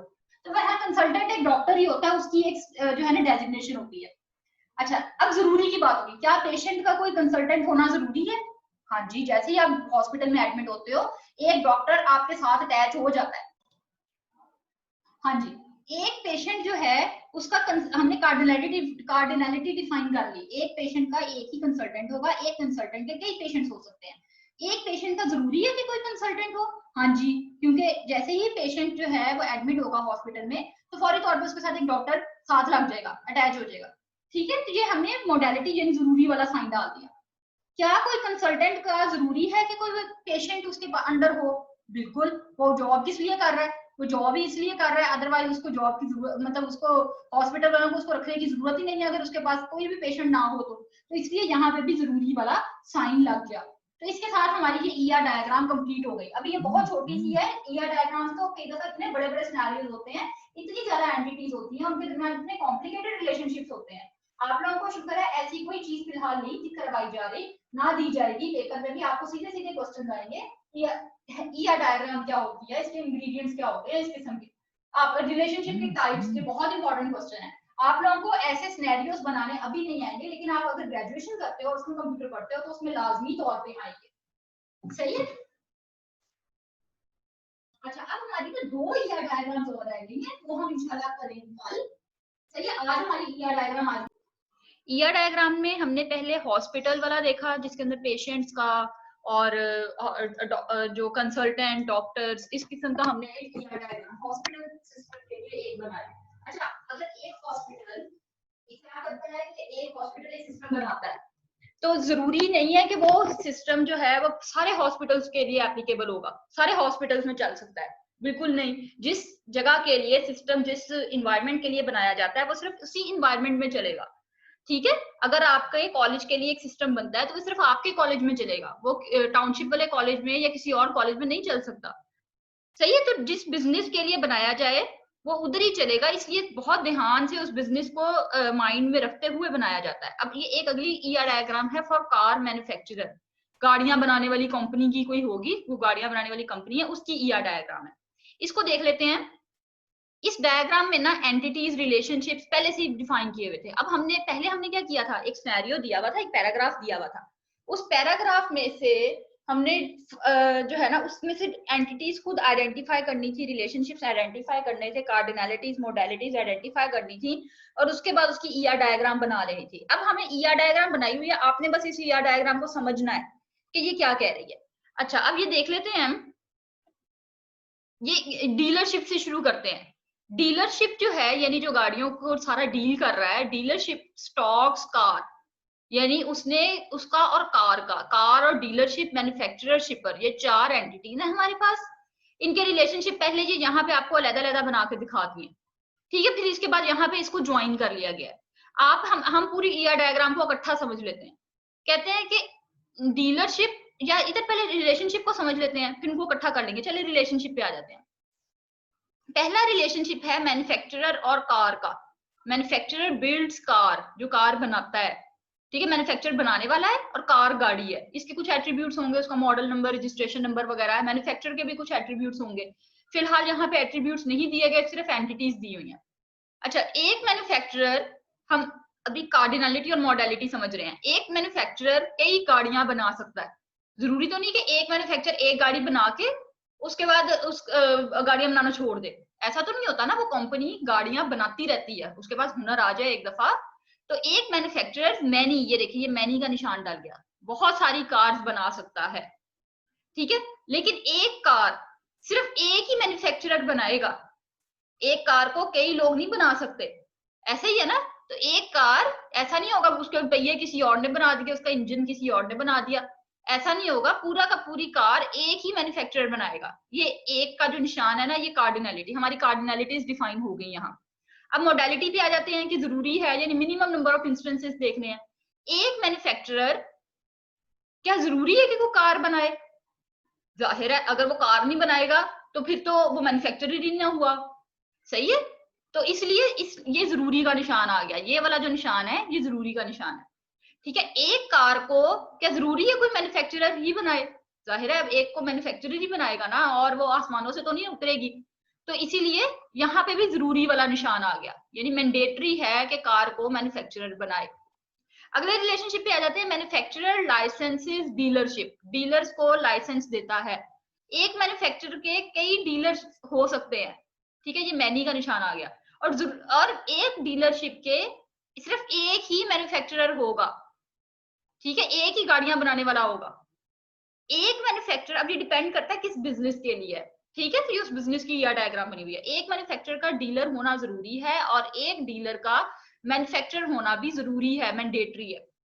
मैन्युफैक्चरर और शिपर, एक मैन्युफैक्चरर का कॉन्ट्रैक्ट कई शिपर्स के साथ हो सकता है, जो गाड़ियों को शिप कर रहा है, एक जगह से दूसरी जगह ट्रांसफर कर रहा है, उसको शिपर बोलते हैं। एक मैन्युफैक्चरर का कई शिपर्स के साथ कॉन्ट्रैक्ट हो सकता है, लेकिन एक शिपर एक ही मैन्युफैक्चरर के अंडर होगा। सही है, यानी कि हाँ, एक ही मैन्युफैक्चरर के अंदर। एक मैन्युफैक्चरर के लिए शिपर का होना ऑप्शनल है, हो सकता है उसका कोई शिपर ना हो। ठीक है, वो खुद ही ये रिस्पॉन्सिबिलिटी ले, इसलिए ये सर्कल का साइन आ गया, यानी जीरो का साइन आ गया। एक शिपर के लिए मैन्युफैक्चरर का होना जरूरी है, मैन्युफैक्चरर के बगैर शिपर की कोई अहमियत नहीं होगी। अच्छा, एक शिपर जो है वो कई कार्स को शिप करेगा, भेजेगा, ट्रांसपोर्ट करेगा, लेकिन एक कार को भी कई शिपर शिप कर सकते हैं। सही है। अच्छा, ये शिप करने का मतलब है कि वो एक जगह से पहले जो है मुख्तलिफ पॉइंट्स बने हुए हैं, एक जगह से कार दूसरे पॉइंट तक एक शिपर लेके गया है, फिर उधर से आगे कोई और शिपर लेके गया, इस तरह से एक कार को कई शिपर शिप कर सकते हैं। एक शिपर के लिए कोई कार होना जरूरी है, वरना उसका काम ही खत्म हो जाएगा, उसको कार को शिप करना जरूरी है। लेकिन एक कार जरूरी नहीं है कि उसका कोई ऑप्शनल है, कोई शिपर हो। डीलरशिप का भी इस तरह, ये सारे बहरहाल रिलेशनशिप, डीलरशिप को भी देख लेते हैं। एक डीलरशिप जो है वो कई कार्स के साथ डील कर सकता है, लेकिन एक कार का एक ही डीलर होगा, ठीक है। और एक डीलर के लिए कार होना जरूरी है और एक कार के लिए भी डीलर होना जरूरी है, ठीक है। इसके बाद इन्होंने इस पूरी डायग्राम को मर्ज कर दिया, सारे रिलेशनशिप्स को इकट्ठा कर दिया, तो ये इस किस्म की शक्ल बन गई। अच्छा, आप लोगों को पेपर में इस किस्म का कोई क्वेश्चन नहीं आएगा कि आप लोगों ने इस डायग्राम को बनाएं या इसको समझें या इसको बताएं। आपको पेपर में क्वेश्चन किस किस्म का आता होता है, एमसीक्यूज में आता है कि डायमंड साइन का क्या मतलब है। डायमंड साइन रिलेशनशिप को शो करता है। ये आपके पास जो रेक्टेंगुलर साइन है, रेक्टेंगुलर सिंबल, ये एंटिटी को रिप्रेजेंट कर रहा है। आपके पास जो ओवल शेप होती है जो इस वक्त यहाँ मौजूद नहीं है, वो किसको कर रही है रिप्रेजेंट, वो कर रही है एट्रीब्यूट्स को। फिर आपके पास कार्डिनलिटीज और मोडेलिटीज क्या होती है, इनकी डेफिनेशंस, ये चीजें आपने अच्छी तरह से कर लेनी है, ठीक है। अब नेक्स्ट आ जाते हैं ईआर डायग्राम, आज इंशाल्लाह खत्म करते हैं। ER diagram for admission system. Admission system यानी कोई स्कूल का या कॉलेज का होगा, इसको देख लेते हैं। इसमें इन्होंने एक पैराग्राफ दे दिया है कि इसकी इस सिनेरियो की ईआर डायग्राम बनाएं। इस सिनेरियो के अकॉर्डिंग हम आइडेंटिफाई करेंगे एंटिटीज और रिलेशनशिप्स। देख लेते हैं। Suppose a college offers an admission for students. Students आ गया, यानी स्टूडेंट एक एंटिटी होगी, ठीक है। ये देखें एंटिटीज में भी आ गया student. In different groups, groups में क्या क्या आ गया, ICS, pre medical, pre engineering, इनमें एडमिशन हो रहा है। ग्रुप भी एक एंटिटी बन गई है, कॉन्सेप्चुअल एंटिटी हो गई है, ठीक है। फिर आता है अ पर्टिकुलर स्टूडेंट में be selected for more than one group. ये कार्डिनलिटी बता रहा है कि एक स्टूडेंट कई ग्रुप्स में इनरोल हो सकता है। नहीं, a student may be selected for more than one group, एक से ज्यादा ग्रुप्स में आ सकता है स्टूडेंट, बट ही और she can deposit fee for only one group. लेकिन फी सिर्फ एक ही ग्रुप की होगी। इसका मतलब है कि हमारे पास फी जो है ये भी एक एंटिटी के तौर पे आ गई, फी की भी एक एंटिटी होगी, ठीक है। टोटल 3 एंटिटीज हैं और उनमें 2 रिलेशनशिप हमारे पास डिफाइन हुए हैं, एक स्टूडेंट और ग्रुप का, और एक स्टूडेंट और फीस का। फी स्टूडेंट नहीं डिपॉजिट करानी है ना, ये डिपॉजिट, ये देखिए ये रिलेशनशिप है, ठीक है। अच्छा, एक अब कार्डिनलिटी मॉडलिटी देख लेते हैं। एक स्टूडेंट कई ग्रुप्स में आ सकता है, वो कैसे, इन डिफरेंट ग्रुप्स, ये हमें यहां से पता चल रहा है, ठीक है। तो ये कई वाला निशान यानी मैनी वाला निशान लग गया, मैनी का सिंबल लग गया, मैनी कार्डिनलिटी का। एक ग्रुप में कई स्टूडेंट्स हो सकते हैं। आप आईसीएस में हैं, आपकी क्लास में कितने ही स्टूडेंट्स हैं, मैक्सिमम नंबर ऑफ स्टूडेंट्स कई हो सकते हैं, एक नहीं, जरूरी नहीं कि एक ग्रुप का एक ही स्टूडेंट हो। तो इधर से इधर इसका मैनी का निशान लग गया। एक स्टूडेंट का किसी ग्रुप में होना जरूरी है। आप लोगों का ऐसा तो नहीं है कि कोई स्टूडेंट कहे कि मैं स्टूडेंट हूँ लेकिन मैं ना आईसीएस का हूँ, ना आर्ट्स का हूँ, ना प्री मेडिकल का, ना प्री इंजीनियरिंग का, मैं ऐसे ही बस रेलू कट्टा सा हूँ, ऐसा तो नहीं ना होता। स्टूडेंट का जरूरी है किसी ना किसी ग्रुप में अप्लाई करे, और एक ग्रुप में स्टूडेंट्स का होना भी जरूरी है, ठीक है। अब अगली आ जाती है, ये हमने पहली वाली कार्डिनलिटी थी और दूसरी वाली मोडालिटी है, ठीक है। ये हमने कार्डिनलिटी और मोडालिटी डिफाइन कर दी है। अच्छा, एक स्टूडेंट का एक दफा ही फीस कराना, एक ही फीस होगी उसकी। फॉर एग्जांपल आप फर्स्ट ईयर में हो तो फर्स्ट ईयर में एक ही दफा फीस जमा कराते हो ना, ऐसा तो नहीं ना। स्कूल में तो हर महीने करानी पड़ती है, लेकिन जहाँ पे कॉलेज में एक ही दफा फी जमा होती है पूरे साल की, तो इसीलिए ये वन आ गया। एक फी जो है वो कई स्टूडेंट्स जमा कराएंगे, कई स्टूडेंट्स फी जमा कराएंगे ना, फी जो है वो तो कई स्टूडेंट्स की होगी। एक स्टूडेंट जरूरी है कि फी जमा कराए, मैंडेटरी का साइन आ गया। एक फी का जरूरी है कि कोई ना कोई स्टूडेंट हो, ये भी मैंडेटरी का साइन आ गया, सही है। इसके साथ ही इसको फिर आप लोगों ने क्या करना है, ये 2 रिलेशनशिप्स जब डिफाइन हो गए, इनको आपने ग्रुप कर दिया और ग्रुप करके मर्ज करके इस तरह से ये आपके पास एक ये जो है ना ईआर डायग्राम बन गई। अभी आपकी ईआर डायग्राम में 2 रिलेशनशिप थे, सिर्फ 3 जो थी एंटिटीज थी, लेकिन जब किसी सिस्टम की ईआर डायग्राम्स बनाई जाती हैं तो वो बहुत बड़ी बड़ी डायग्राम्स होती हैं। हाँ जी, ये ना 4th ईयर का पेपर है, ये पंजाब यूनिवर्सिटी का पेपर आता होता है। मैंने कहा एक दफा आप लोगों को दिखा दूं कि ये पेपर उनका किस तरह से आता है, और डेटाबेस क्योंकि उनमें भी पढ़ाई जा रही है, तो आप लोगों को पता हो कि आप लोगों को अगर आगे जाके ईआर डायग्राम करनी होगी तो उसको डिटेल में करना होगा। अभी फिलहाल आप लोगों के लिए इतनी डिटेल नहीं है, ये एमसीक्यूज है। इसके बाद आ जाता है, ये देखिए, ये अगर आप लोग को दिख रहा हो कि ये आप एक पूरा सिनेरियो दिया जाता है, एक पैराग्राफ दे दिया जाता है, और कहा जाता है उसमें से एंटिटीज आइडेंटिफाई करें, एट्रीब्यूट्स करें और रिलेशनशिप आइडेंटिफाई करें and also draw an ER diagram यानी एंटिटी रिलेशनशिप डायग्राम। ठीक है, फिर इनमें से पूरा पढ़ के उसको 4-5 दफा पढ़ना पड़ता है। पढ़ के उसमें से पहले स्टेप में एंटिटीज आइडेंटिफाई करते हैं, फिर उसकी रिलेशनशिप करते हैं, फिर कई दफा कार्डिनलिटी मॉडलिटीज अंदर ही दे दी गई होती हैं और कई दफा आपको खुद अपनी कॉमन सेंस को यूज करते हुए कार्डिनलिटी और मॉडलिटी डिफाइन करनी पड़ती है। सही है, फिर इसके बाद आप लोगों ने क्या करना है, फिर उसका एक ईआर डायग्राम एंड में बना देते हैं। ये इस तरह का पेपर आता होता है पंजाब यूनिवर्सिटी का, या आप पंजाब यूनिवर्सिटी में ना भी आए, आप अगर बीएस भी कर रहे हैं किसी भी यूनिवर्सिटी से, तो उसमें जब आप बीएस में ग्रेजुएशन में जाकर डेटाबेस पढ़ते हैं तो इस तरह से पढ़ी जाती है। अभी फिलहाल आप सेकंड ईयर में है, तो सेकंड ईयर में किस तरह से आता है कि सिर्फ आप लोगों को रिलेशनशिप कोई क्वेश्चन आ जाता है, डिफाइन रिलेशनशिप, या फिर उनकी रिलेशनशिप की टाइप्स दे दे, या फिर ईआर डायग्राम के सिंबल्स क्या होते हैं, ईआर डायग्राम क्या होती है उसकी डेफिनेशन दे दें। इस तरह शॉर्ट क्वेश्चंस में इस तरह के क्वेश्चंस आ जाते हैं। इस दफा का कुछ पता नहीं है वैसे, क्योंकि बहुत ही अनप्रिडिक्टेबल होता है पेपर्स।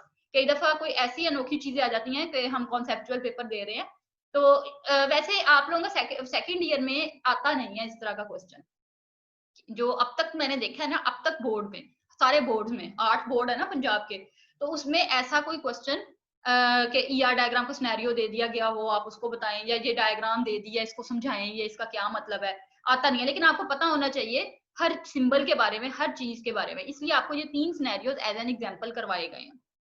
ठीक है।